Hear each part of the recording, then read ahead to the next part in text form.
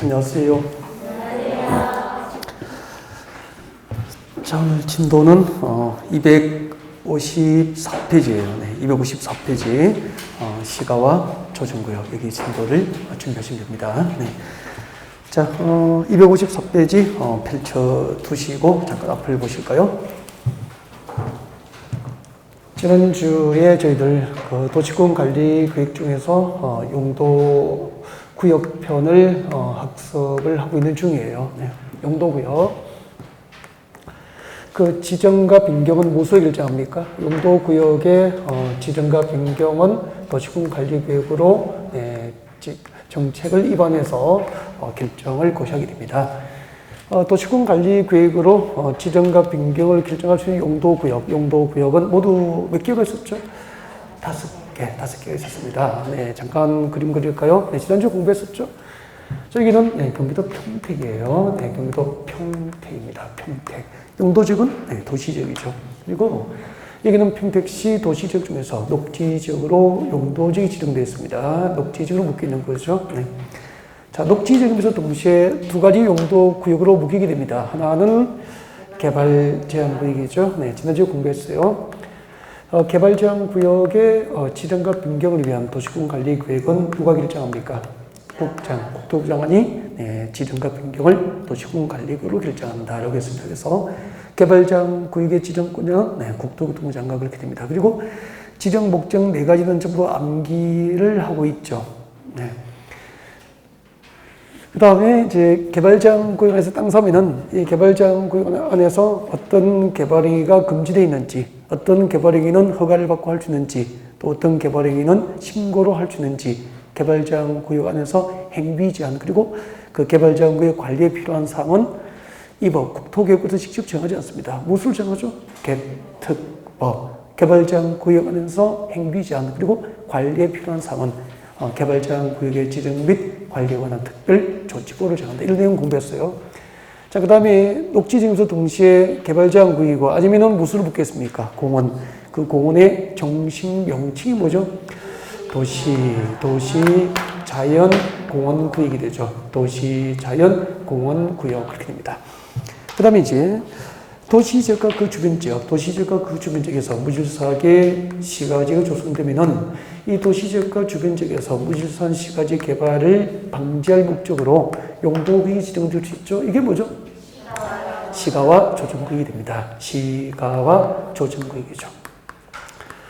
시가와는 그 도시개발 과정이죠. 그 도시개발 과정이 그 도시지역과 주변 지역에서 무질서하게 확산되니까 이것을 조정한다는 거죠. 그래서 무질서한 시가지 개발 과정을 조정하기 위해서 지정하는 용도구역이 이제 시가와 조정구역 그렇게 됩니다. 오늘 첫 번째 시간에 이제 공부할 테마가 용도구역 중에서 시가와 조정구역을 강의를 하게 될 겁니다. 네. 그리고 경기도 평택은 평택항이 있죠. 바다가 있습니다. 서해바다가 접하고 있죠. 네, 그러면은 자, 그 수단적인 보호 육성이 필요한 공유수면 바다, 수단적인 보호 육성이 필요한 공유수면과 그 인접된 토지를 대상으로 수단적인 보호 육성을 목적으로 용도구역이 지정될 수 있습니다. 무엇입니까?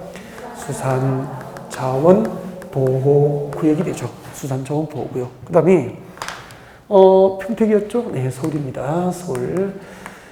강남 삼성동 한국전력 본사가 있던 땅입니다. 한전부지라고 그러죠. 네, 한전부지.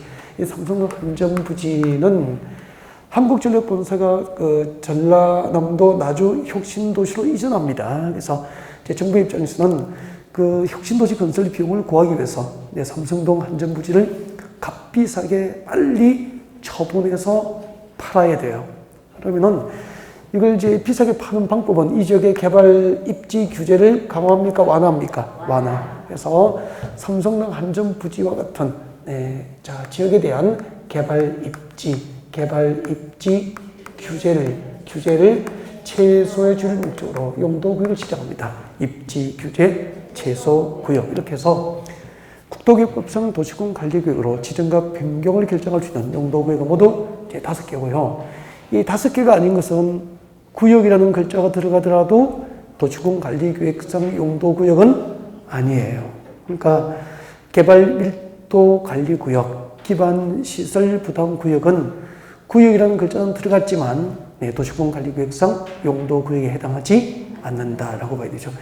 수차례 시험 나온 거죠. 자, 그러면 오늘 실시간은 지난주에 이제 개발제한구역과 도시제한공원구역과 수단조항보호구역까지 진도 나왔고요. 자, 오늘은 첫 시간은 입지규제 취소구역하고 입지규제 취소구역하고 그리고 시가와 조정구역 위주로 진도를 준비할 수 있도록 그렇게 하겠습니다. 자, 오늘 진도 이제 본격적으로 나가겠습니다. 자, 여러분 이제 254페이지, 254페이지 중간에 보시면은 양괄호 2번에 시가와 조정구역이 나와 있습니다. 자, 용도구역 가운데서 이제 단독 출제 가능성이 있죠. 단독 출제 가능성이 있다라고 봐야 되고요. 하나씩 체크하겠습니다. 이런 교재를 보시면서 체크하시면 될 것 같습니다.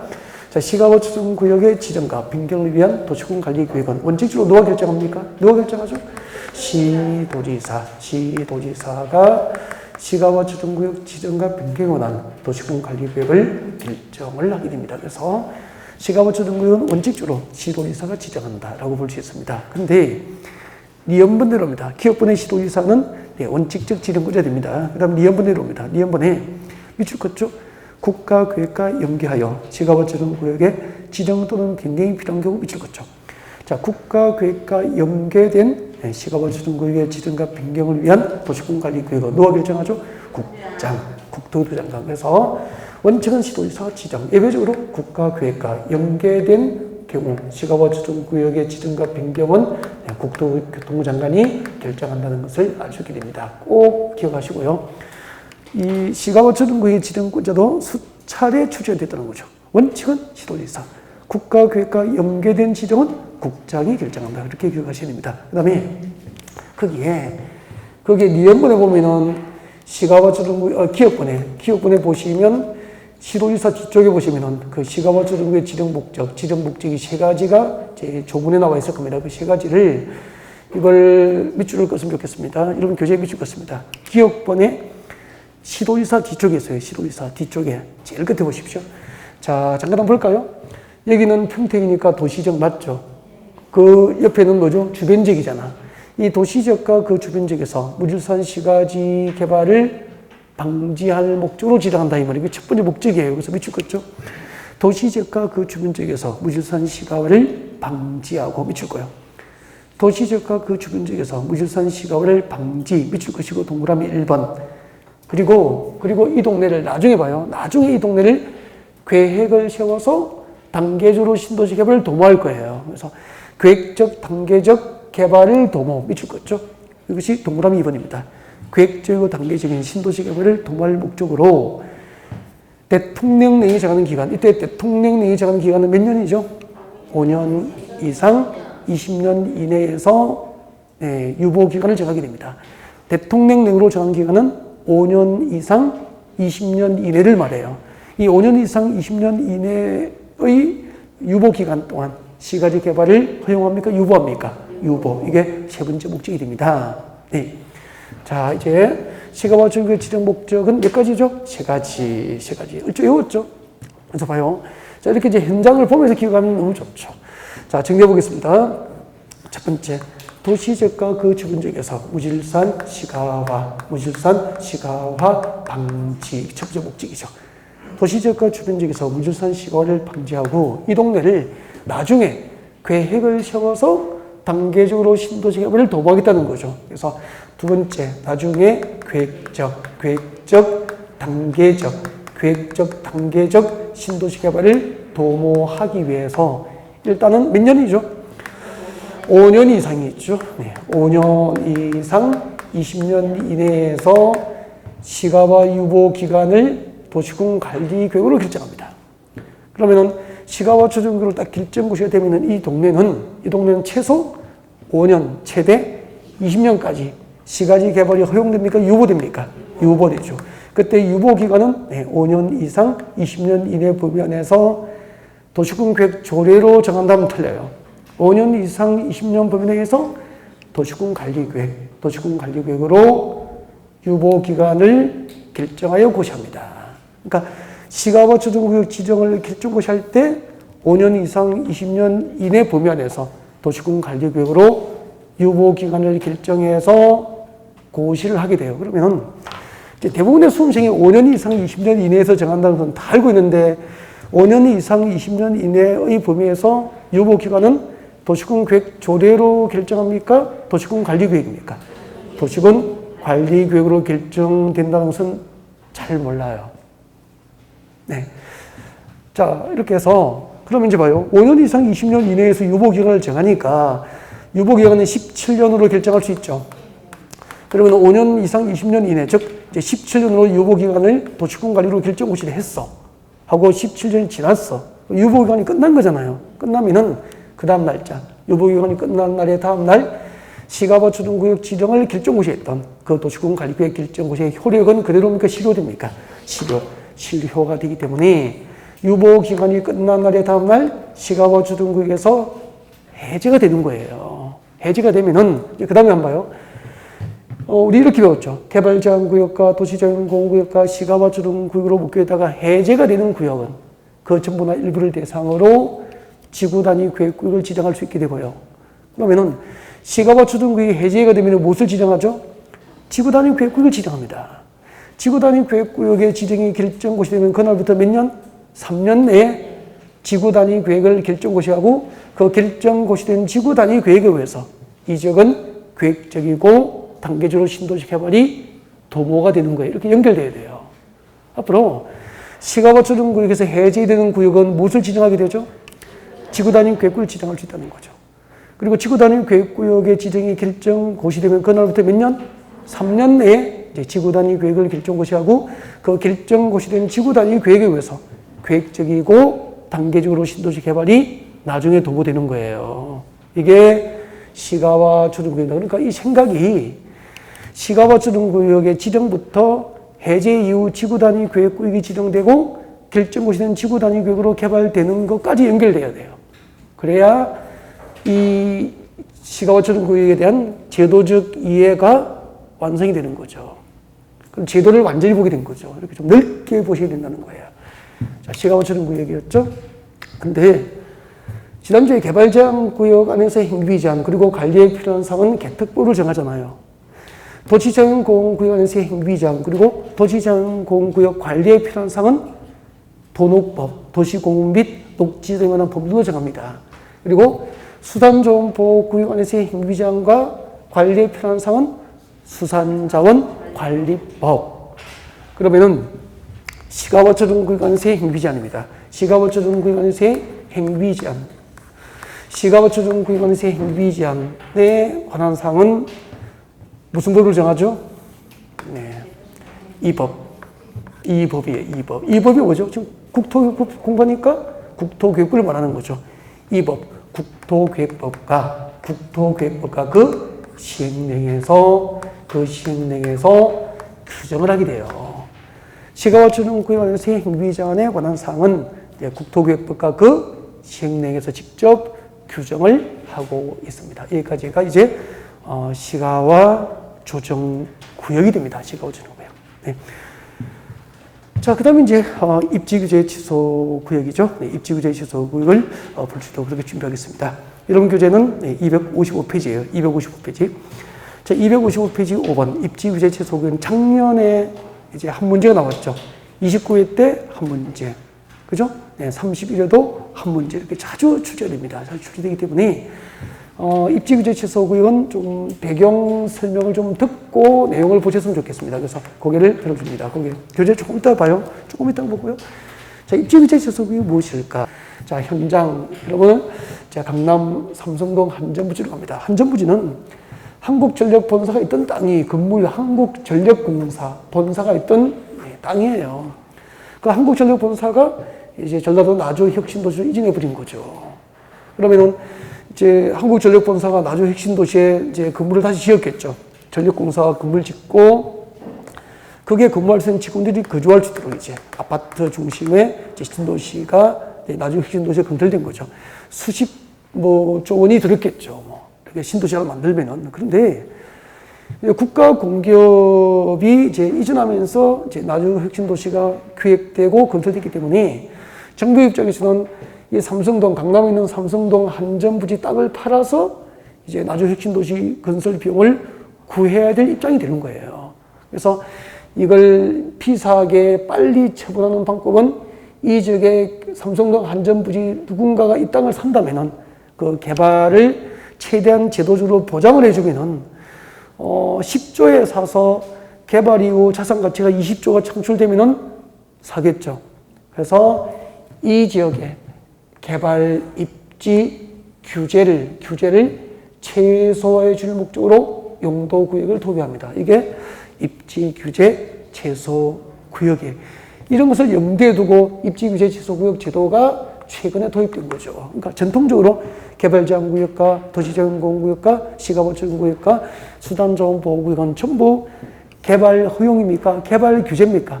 개발 규제 목적의 용도구역만 존재했어요.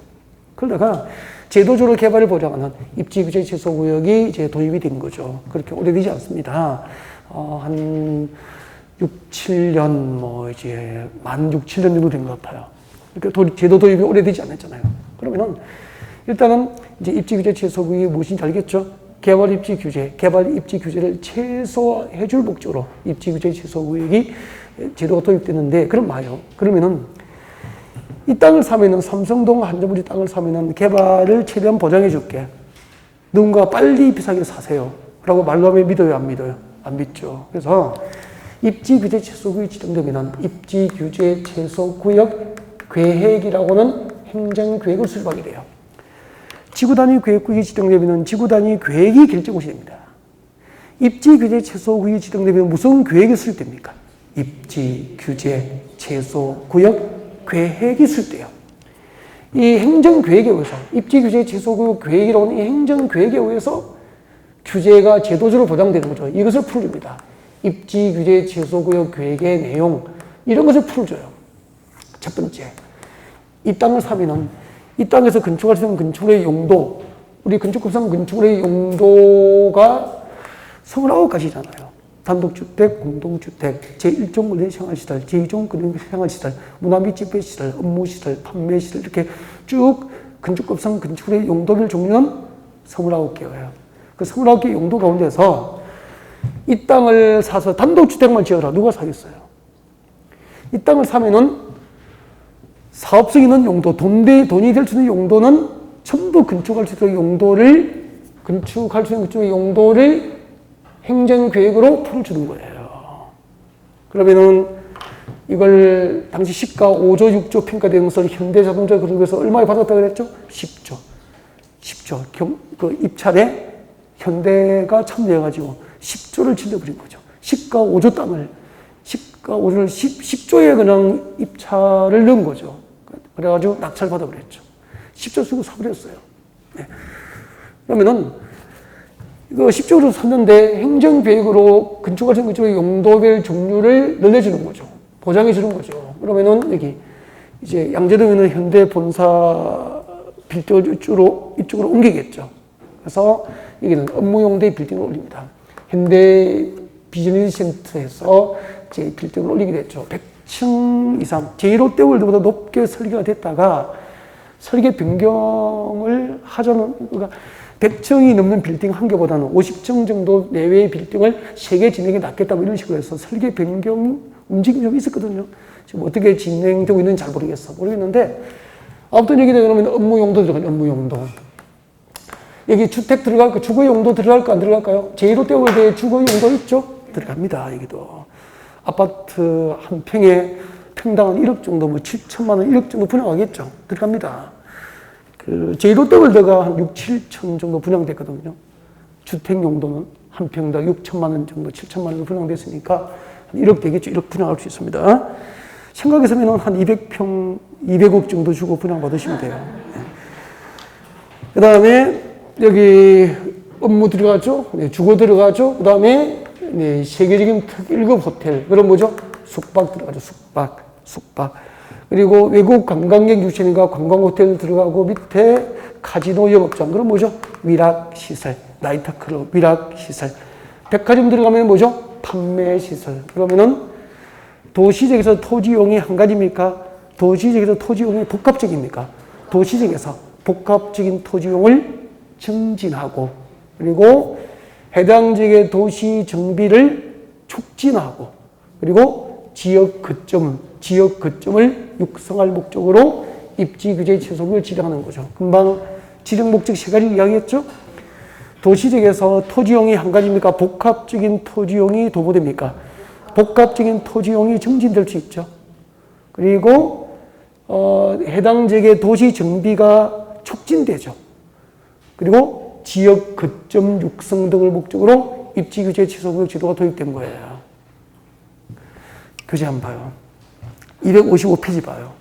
225페이지 제일 밑에 기업번 찾았습니까? 박스 위에 기업번. 밑으로 껐죠? 도시지역에서 복합적인 토지용 증진 줄 거예요. 동그라미 1번. 그 뒤에 도시 정비 촉진 줄 거예요. 동그라미 2번.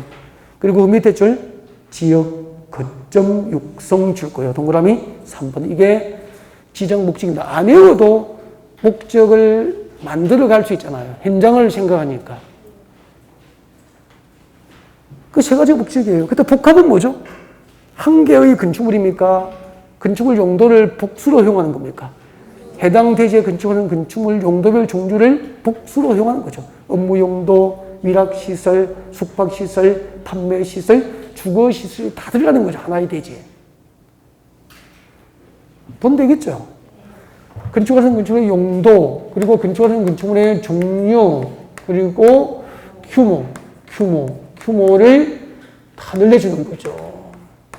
그럼 대규모 건축이 가능하다는 거죠. 건축하는 건축물의 용도별 종류, 그리고 규모를 늘려줍니다. 그리고 여러분 규모를 대규모 건축물이 건축되기 위해서는 건폐가 용적률을 해당 용도지가 허용되는 건폐가 용적률을 그대로 둬야 됩니까? 완화해줘야 됩니까? 완화. 건폐율을 완화하면 건축 면적이 커지죠. 용적률을 완화하면 높이가 높게 건축될 수 있죠. 근데 용적률을 완화해서 높게 건축할 수 있도록 제도주로 보장하더라도 건축급상 높이 규제를 받으면 안 되잖아요. 그래서 높이도 직접 풀어줘 버립니다. 그러니까 이래도 안 살래 이 말이에요. 이래도 안 살래 이걸 알고 시가 5조를 10조 질러버린 거죠. 이렇게 제도주로 보장되니까. 그러니까 진짜 현대가 10조 주고 샀지만 여기다가 이렇게 이제 건물 짓고 개발하면은 자산가치 30조, 20조 창출되지 않느냐 그런 얘기죠. 돈 번 거죠. 돈 벌었죠. 최소 10조 이상 벌지 않았을까요? 근데 돈이 돈 버는 거예요. 그때 우리도 10조 있었으면 그쵸. 그 다음에 이제 이 지역에 한번 이렇게 생각해 보십시오. 이 지역에 이렇게 대규모 거대한 건물을 지었는데, 개발이 이루어지는데, 그 앞에 도로가 2차선 도로고 4차선 도로면 말이 돼요, 안 돼요? 안 되겠죠. 시에서요, 기반시설 확보. 큰 건물을 짓고서 필요한 기반시설 확보해 줄게. 지하철 환승통로 만들어줄게. 지하철역 만들어줄게. 도로 원하는 대로 넓게 주변에 공원도 조성해 줄게. 기가 차지 않습니까? 기반시설 확보. 그 다음에 용도, 지역, 용도, 지구도 필요하면 지정도 하고 변경해 줍니다. 도시군 계획시설 결정에 원하는 사항 등을 전부 지구 단위 입지 규제 최소 구역 계획으로 보정해 주는 거예요. 이렇게 입지 규제 최소 구역 계획이라고 하는 행정 계획으로 이렇게 개발을 보장하여서 도시지역에서 복합적인 토지용이 증진되고 지역 거점을 육성하고 도시 정비를 촉진할 목적으로 도시군 관리구역으로 지정과 변경을 결정하는 게 입지 규제 최소 구역이 되는 거예요. 255페이지 기업번 봅니다. 기업번. 박스비의 기업번. 결정권자는 동그라미에 결정권자. 이 결정권자가 뭐죠? 입지 규제 최소 구역의 지정권자 됩니다. 지정권자. 입지 규제 최소 구역의 지정을 위한 도시군 관리 계획은 누가 결정합니까? 도시군 관리 계획의 결정권자. 그러니까 이때 결정권자는 도시군 관리 계획 결정권자야. 도시군 관리 계획의 결정권을 가진 자는 전부 입지 규제 최소 구역의 지정권자가 될 수 있다는 거잖아요. 너무 중요한 거야. 이것도 여러 번 정답이 결정했고요. 그동안에 여러 번 정답이 결정했고 그 정답 결정에 대한 혼선이 많이 있었거든요. 해석도 다루고 해가지고. 그래서 명확하게 작년에 이걸 이제 정해준 거야. 앞으로 입지규제 최소 구역을 지정하기 위한 도시군관리구역은 모든 도시군관리구역 결정권자가 지정과 변경을 결정할 수 있다라고 된 거죠. 그래서 입지규제 최소 구역 지정권자는 도시군관리구역의 결정권자. 이때 결정권자는 무슨 결정권자죠? 도시군관리구역 결정권자야. 도시군관리구역 결정권자가 곧 입지규제 최소 구역의 지정권자가 되는 거죠. 읽어볼게요. 자, 결정권자는 도시지역에서 복합적인 토지용을 증진시켜 도시 정비를 촉진하고 지역 거점을 육성할 필요가 있다고 인정되면은 다음 중 한 개에 해당하는 지역과 그 주변 지역 전부의 일부를 입지규제의 수준으로 지정을 할 수 있게 돼요. 밑에 보면은 다음 중 한 개에 해당하는 지역과 주변 지역이 나와 있습니다. 즉 입지규제 지소구의 지정 대상이 됩니다. 입지규제 지소구를 지정할 수 있는 대상지가 몇 개가 나와 있죠? 5개. A, B, C, D, E. A부터 E에 해당하는 지역은 입지규제 취소구역의 지정 대상지가 되는 거죠. 지정 대상지. A부터 E에 해당하는 지역 중 한 개에 해당하면 입지규제 취소구역의 지정을 도시군관리구역 결정권자가 결정할 수 있다. 입지규제 취소구역을 지정할 수 있는 대상지. 첫 번째. 도시군관리계획이 아니고 뭐죠? 도시군기본계획이잖아요. 도시군기본계획상 출구죠. 도심과 부도심은 입지규제 지속을 지정할 수 있습니다. 그 다음에 철도 역사 등 기반시설 중에서 지역 거점 역할을 수행할 수 있는 시설을 중심으로 지정할 수 있습니다. 줄 잘 꺼야 됩니다. 제가 읽어드리는 출구죠. 철도 역사. 그리고 저 뒤에 철도 역사 등 기반시설 중 지역 거점 역할을 수행하는 시설까지 출구되죠. 철도 역사나 터미널 등처럼 지역 거점 역할을 수행할 수 있는 시설을 중심으로 지정할 수 있다. 그러면 서울역 주변 지역은 입지규제 최소구역 지정 대상지에 될 수 있죠. 그 다음에 내려와요. 2개 이상 하면 틀려. 몇 개? 3개 동그라미 해요. 3개. 2개 이상 하면 틀린다고. 3개 이상의 노선이 교차는 대중교통 결절지로부터 10km가 아니고 몇 킬로? 1km 이내에 위치한 지역은 교통 거점으로 육성될 수 있도록 입지규제 지속이 지정될 수 있어요. A번은 생활 거점. 네, 생활 거점. B번은 뭐죠? 기반 시설 거점. C는 교통 거점. 그렇게 기억하면 되잖아. 생활 거점, 기반 시설 거점, 교통 거점이 될 수 있는 곳. 그렇게 보시면 되죠. 그 다음에 넘겨봐요. DD. 도시 및 주거환경 정비 보상. 밑줄 것이십시오. 노후 불량지역이 있지만 주거지역과 상업지역이 아니고 뭐죠? 공업지역.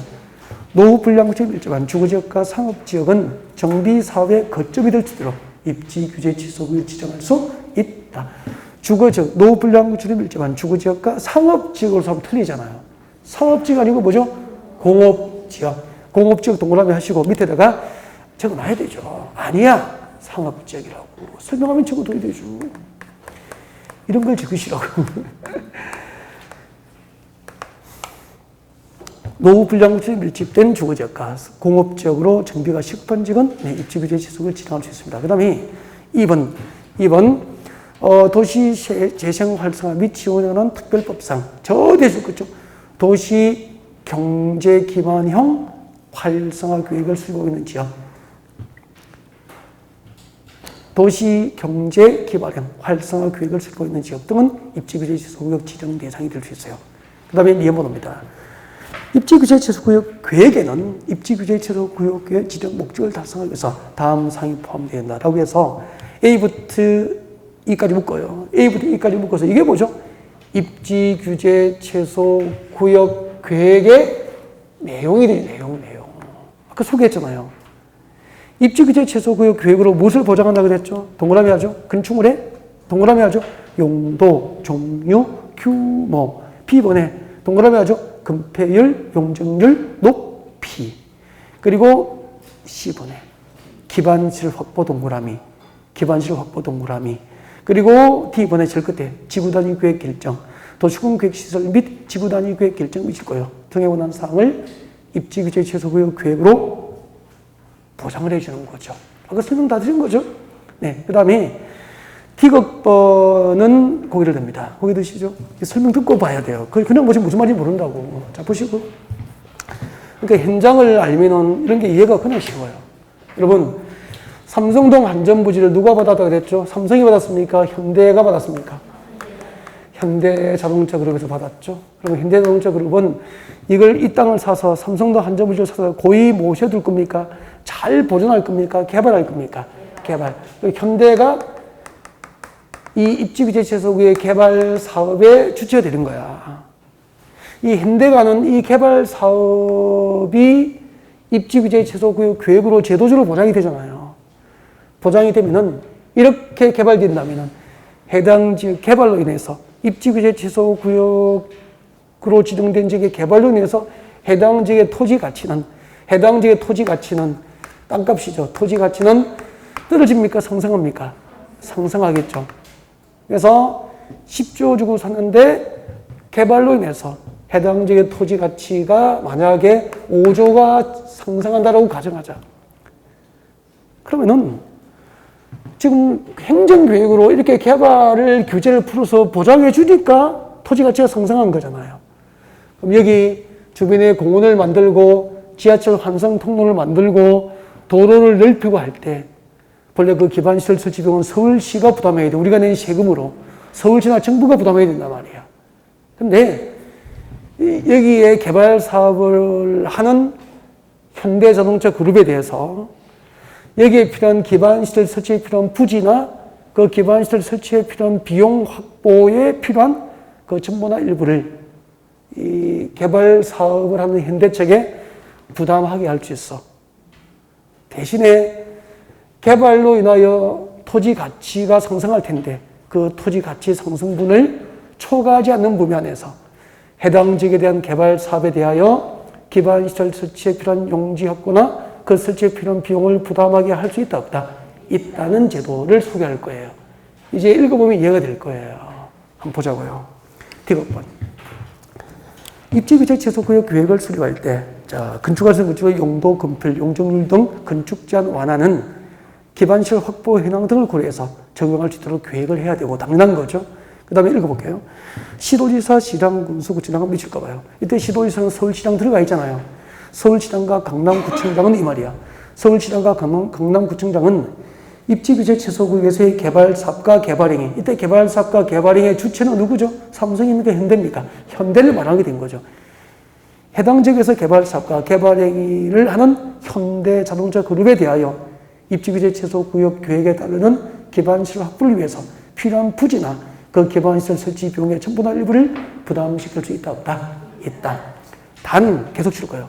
이 경우 기반시설 부지나 설치 비용의 부담은 건축 제한 완화에 따른 토지 가치 상승분을 초과하지 아니하도록 하여야 한다. 그러면은 그 규제 완화로 토지 가치 상승분이 5천억이라면은 5천억 범위 안에서 그 5천억을 넘지 않는 범위 안에서 기반시설 설치를 필요한 부지나 그리고 또 설치에 필요한 비용을 현대 측에 부담시킬 수 있다. 그런 뜻이에요. 그리고 이해가 되죠? 네. 그 다음에 내려옵니다. 동그라미 2번. 입지규제체소구역에서 행위제한 동그라미예요. 입지규제체소구역 안에서 행위제한에 관한 사항은 손 떼시고 용도지역, 용도지구에서의 토지용 및 건축의 용도, 건필 용적률, 높이 등에 대한 제한을 강화하거나 완화하여 따로 주거죠. 입지규제체소구역 계획으로 정한다. 그래서 입지규제체소구역 안에서의 행위제한은 입지규제체소구역 계획에 의한다. 라고 암기를 하셔야 돼요. 그러면은 제가 물어보겠습니다. 고개 드시죠? 여러분, 개발장 구역 안에서 행위제한과 관리에 필요한 사항은 무슨 법을 정하죠? 지난주에 했잖아요. 개특법. 도시자연공원구역 안에서의 행위제한과 관리에 필요한 사항은 도시공원 및 녹지 등에 관한 법률, 도노법을 정합니다. 시가워초정구역 안에서의 행위제한에 관한 사항은 이 법, 국토계획법과 그 시행령을 정합니다. 다 다르잖아요. 수산자원보호구역 안에서의 행위제한, 관리에 필요한 사항은 수산자원관리법을 정합니다. 그리고 입지규제체소구역에서 행위제한, 건축제한에 관한 사항은 입지규제체소구역 계획에 의한다. 이렇게 되죠. 그 다음이 257페이지입니다. 257페이지 보면은 입지규제체소구역이 지정되면은 다른 법률의 적용에 대해서 다음과 같은 특례를 허용하게 됩니다. 예를 들면은 기억부에 봅니다. 입지규제 취소에 대해서는 다음 법률 규정을 적용하지 않는다고 해서 적용을 완화합니까? 배제합니까? 배제. 입지규제 취소에서 적용을 배제하는 법률 규정이 몇 개 있죠? 4개. 박산의 A부터 D까지 묶어서 적용 완화합니까? 적용 배제입니까? 입지규제 취소에서 그 적용을 배제할 수 있는 법률 규정이 4개예요. 살짝 암기가 필요하죠? 자, 주택법상 주택의 배치 줄 거예요. 주택의 배치 주 동그라미. 주차장법상 부설 주차장 설치 부 동그라미. 그 다음에 문화예술진흥법상 미술겠죠? 미술작품 설치 줄 것이고, 네, 그래서 주택의 배치 주 동그라미. 부설 주차장 설치 부 동그라미. 미술작품 설치 미 동그라미. 주부미는 완합니까? 배제합니까? 배제. 그렇게 오시면 되죠. 잠깐만요. 이것도 이해하면 너무 쉬워요. 한번 봐요. 잠깐만. 그냥 외우는 게 아니고. 아까 그냥 이건 학습을 위해서 그냥 설명드린 거 진짜 그런지 잘 모르죠. 제가 모르죠. 제가 설계도를 못 봤으니까. 여기 아무튼 현대가 삼성도 한점을 개발하면은 주거 용도가 건물에 들어갈까요? 안 들어갈까요? 들어간다고 가정하자. 들어간다고 가정하자. 그러면은 여기는 주택법상 주택의 배치의 기준에 따라서 동배치를 하고 이렇게 해야 하면은 안 되겠죠. 그래서 이 입지규제 취소에서 주택을 건축할 때는 주택법상 주택의 배치에 관한 기준에 적합하지 아니해도 주택이 들어갈 수 있도록 주택 배치에 관한 규정을 적용합니까? 배제해 줍니까? 배제해 줍니다. 그리고 뭐 부대시설, 복리시설 갖춰야 되는 이런 규정 적용 안 하는 거예요. 알아서 하시는 거예요. 그래서 앞으로 입지규제 취소에서 주택을 건축할 때는 주택법상 주택의 배치, 부대시설, 복리시설 설치에 관한 기준에 적용을 받지 않는 거예요. 그 다음에 이 입지규제 취소 구역에서 이렇게 50층 빌딩, 50층 내외의 빌딩, 50층이 넘는 빌딩을 3동을 짓고 아니면 100층이 넘는 빌딩을 하나를 짓더라도 주차장 시설을 할까요? 안 할까요? 당연히 하겠죠. 당연히 하죠. 여기다가 주차장법상 부설 주차장 설치 기준에 따라서 부설 주차장 만들라고 규제하는 게 웃기잖아. 알아서 할 건데. 맞죠? 학원 안 보내도 가외 안 시켜도 아이가 늘 전교 1등이야. 늘 100점이야. 그걸 굳이 공부하러 갈 필요가 있어? 없어? 없지. 아이야, 좀 쉬엄쉬엄 하자고 해야지. 그것도 여기 주차장 만들라고 하는 것 자체가 웃기잖아. 다 줘. 알아서 하죠. 그래서 부설 주차장 설치 기준을 적용하지 않는다 이 말이야. 그 다음에 우리 서울시내 걸어가면은 빌딩 앞에 미술품, 조각품 보셨죠? 가끔 빌딩 앞에 이렇게 있단 말이야. 그것들 문화예술진흥법에 의해서 강제로 다 설치하게 한 거예요. 일정한 용도 지역에 일정한 용도에 해당하는 건물을 일정한 규모로 건축하면은 그 건물 앞에 미술 작품을 설치해야 돼요. 근데 여기는 미술 작품 강제로 설치하는 규정을 적용해요? 안 해요? 안 해요. 알아서 하시겠지. 알아서 하시라는 거예요. 이제 그 말도 되겠죠? 그래서 주부미, 주택의 배치, 그죠? 부설 주차장 설치, 미술 작품 설치에 관한 규정은 완화합니까? 배제합니까? 배제하고 내려와요. 2번번. 입지규제 취소 구역 계획에 대한 2번입니다. 입지규제 취소 구역 계획에 대한 도시계획위원회의 심의 또는 문화재위원회와 공동으로 심의를 개최를 하고 그 결과에 따라서 줄 것죠. 4번째 주제. 다음 법률 규정을 완화하여 적용할 수 있어요. 그래서 입지규제 취소구역에서 완화 적용할 수 있는 규정이 몇 개 있죠? 2개. A, B를 묶어요. A, B는 적용 배제입니까? 적용 완화입니까? 적용 완화. 예를 들면 입지규제 취소구역에서는 줄 것죠? 학교 환경 위생 정화 구역에서 행위 제한 규정의 적용을 완화해 줍니다. 그리고 줄 것죠? 역사 문화환경 보존 지역에서 행위 제한 규정도 적용을 완화해 줍니다. 그래서 2개 다 행위 제한 동그라미예요. 그래서 이렇게 오면 되잖아. 입지규제 취소구역이 지정되면 주부미는 배제하고 행위 제한은 완화해줘요. 그러니까 본래 한번 봐요. 여기 한번 보세요. 만약 이 동네에 학교 환경 위생 정화 구역이 있다면은 학교 환경 위생 정화 구역이 지정된다면은 여기 나이트클럽이나 카지노 영업장이 들어가면 돼, 안 돼? 안 됩니다. 다단지도 못 들어갑니다. 근데 입지규제 취소구역에서는 이 규정을 완화해서 학교가 인근에 초등학교가 있어도 지하에 카지노 영업장이 들어갈 수 있도록 지하에 나이트클럽이 들어갈 수 있도록 규제를 완화해 줄 수 있다 이 말이에요. 이해가 되잖아요. 참 파격적인 제도죠. 이렇게 보장해줘도 땅 안 살래? 샀잖아요. 정부가 이렇게 해주고 비싸게 팔면 된 거예요. 이게 입지규제 최소구역입니다. 입지규제 최소구역이 지정되면 주부민은 배제하고 행위자는 완화하고 입지규제 최소구역의 지정효과가 되는 거죠. 완전 이해하신 거 맞죠? 자, 넘어가겠습니다. 257페이지 보면은, 큰 2번에 용도구역의 근한자하고 목적 등이 비교되어 있습니까? 이제 여러분 참고로 하시면 될 것 같습니다. 네.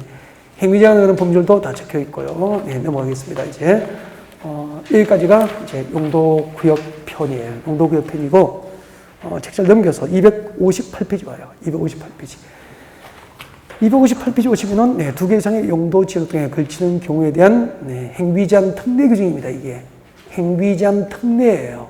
그래서 저 뒤에다가, 자, 제한 뒤에다가 가로 열고, 특례죠. 적어 두십시오. 부제목을. 행위 제한 특례 규정이죠. 행위 제한 특례 규정이고, 이거, 진짜 시험 자주 나왔거든요. 옛날에. 거의 매년 나왔거든요. 그리고, 최근 들어서 시험이 한참 뜸했어.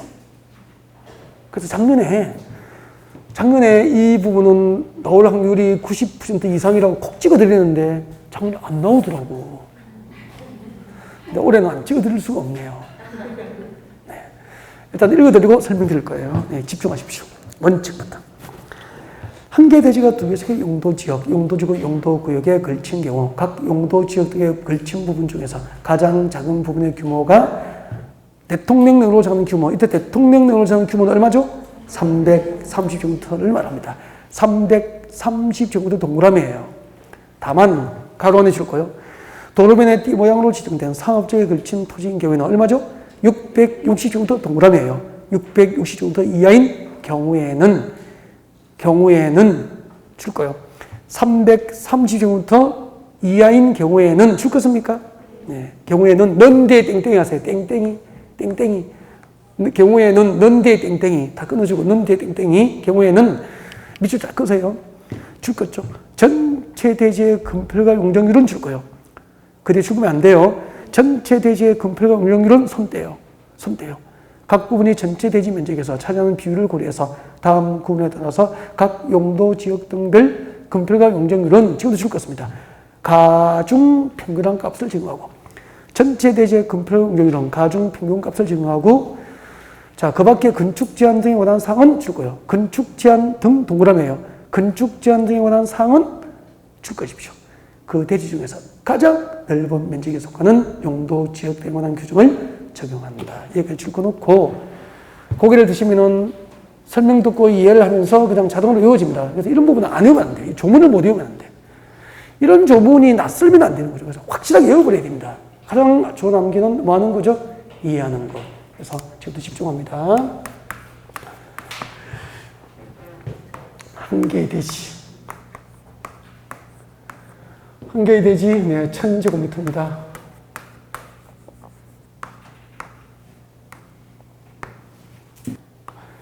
한 개의 대지 1000제곱미터입니다. 1000제곱미터인데,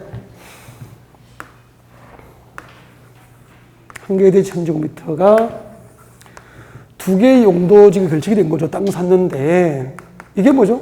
도로죠. 도로인데, 한 개의 대지 1000제곱미터가 이렇게 걸치게 된 거예요. 여기는 준주거지역입니다. 준주거지역에 700제곱미터 걸친 거예요. 제1종 전용 주거지역이에요. 1종 전용 주거지역에 300제곱미터 걸친 거죠. 그럼 봐요. 한 개의 대지 1000제곱미터를 샀는데 몇 개의 용도지에 걸쳤죠? 두 개의 용도지에 걸치게 되면 만약에 집 지을 때 건폐율과 용적률은 어떤 용도지에 적용해야 될 건폐율 용적률을 적용해야 될지, 어떤 용도지에 건축하는 건축물을 건축할 수 있고 어떤 용도지에 건축할 수 있는 건축물을 건축할 수 없는지 설명을 해야 될 거 아니에요. 이때는 이거 정말 외워. 한 개의 대지가 두 개의 용도지를 치면 둘 중 작은 면적이 이쪽이잖아요. 둘 중 작은 면적이 얼마 이하가 있으면은 둘 중 작은 면적이 330제곱미터 이하가 있으면, 지금 여기는 있습니까? 없습니까? 둘 중 작은 면적이 일종주능 주거지역이 300이니까 330제곱미터 이하가 있잖아요. 있으면 안 봐요. 이 전체 대지, 여기다 집을 지을 때, 이 전체 대지의 금폐율하고 용적률은 가중평균값이에요. 금폐율과 용적률은 가중평균값으로 산정된 금폐율과 용적률을 적용해서 집을 지어야 돼요. 이거 자체를 안 외우면 안 돼. 근데 대부분은 이제 이걸 못 외우니까 금폐율과 용적률은 가중평균값을 적용한다. 이걸 못 외우니까 답을 못 찾더라고. 이 조문은 꼭 외워야 됩니다. 한 개의 대지가 두 개의 용도지에 걸친 경우 둘 중 작은 면적이 330m 이하가 있으면은 이 대지에 건축을 할 때 금폐율과 용적률은 가중평균값으로 산정된 금폐율과 용적률을 적용해서 집을 지어야 되고, 건축제한이에요. 건축제한. 건축제한. 어떤 건축으로 건축할 수 있고, 이 대지에, 이 천제곱의 대지에 어떤 건축으로 건축할 수 있고, 어떤 건축으로 건축할 수 없는지, 건축제한은 그 중이니까 용도지역이 몇 개 있습니까? 두 개 중에 준주거지역과 제1종 전용주거지역 중에서 그 중 가장 넓은 지역이에요. 가장 넓은 지역. 가장 넓은 지역은 준주거지역 700제곱미터 맞죠? 그러니까 이 천제곱 대지 전부가 준주거지역에서 건축이 허용되는 건축물은 건축할 수 있도록 준주거지역에 적용해야 될 가장 넓은 준주거지역에 적용해야 될 건축제한 규정을 적용한다 이 말입니다. 그래서 이걸 외우시라고. 금폐율과 용적률은 가중평균값, 건축제한은 그중 가장 넓은 용도지역에 적용해야 될 건축제한 규정이 적용되기 때문에 제1종 전용주거지역도 넓은 용도지역, 준주거지역 기준을 적용해서 준주거지역에 건축할 수 있는 건축물을 여기도 건축이 가능해지게 되는 거야. 그러니까 이 천제곱의 대지 전부가 건축제한에 관한 규정을 적용할 때는 그중 넓은 준주거지역 기준을 적용되는 거예요. 이해가 됐죠? 이거 자체를 못 외우니까 자꾸 좀 무너지는 거야. 그래서 이걸 진짜 최소 1번 이상 반복하십시오. 한 개의 대지가 두 개의 용도지역을 쳤을 때 둘 중 작은 면적이 330m 이하가 있으면 금폐율과 용적률은 가중평균값. 건축제한은 그중 가장 넓은 용도지역에 적용이 될 건축제한 규정. 비법은 이걸 완벽하게 외우는 거야. 그러면은 나머지는 자동으로 하는 거지. 이게 안 되는 상태에서 계산 문제를 찾고 있으니 어떻게 할 수가 없는 거야. 할 수가 없는 거야. 산수가 안 되는 거죠. 이제. 이게 안 되니까. 그래서 이거 하셔야 돼요. 이걸 못 외우면은 진짜 평택경찰서에 고발해야 돼. 이런 거 안 외우고 시험장 가면은 자격증 받으시려면 하세요. 이런 거. 이거 외우셔야 돼요. 이거 못 외우면 안 돼요. 원칙이에요, 원칙. 단, 여보세요? 한 개의 대지가 두 개의 용도지에 걸쳤는데 여기 집중하세요. 책 만지지 마요. 집중하세요. 책 뭘 만지고 있어. 집에서 실컷 만져보세요. 혼자 만져, 집에서. 한 개의 대지가 두 개의 용도지에 걸쳤는데 밑에 이게 뭐죠? 도로잖아. 도로인데 봐요. 도로 경계를 따라서 쭉 주택입니까? 상가가 있습니까? 상가가 있잖아. 여기 도로 경계를 따라서 쭉 일반 상업지역이에요. 일반 상업지역. 그럼 보세요. 일반 상업지역인데 위에는 준주거지역이라고. 그러면은 천제곱미터 대지가 두 개의 용도지역을 걸쳤는데 준주거지역에 600제곱미터, 준주거지역에 550제곱미터. 일반 상업지역에 450제곱미터 걸친 거예요.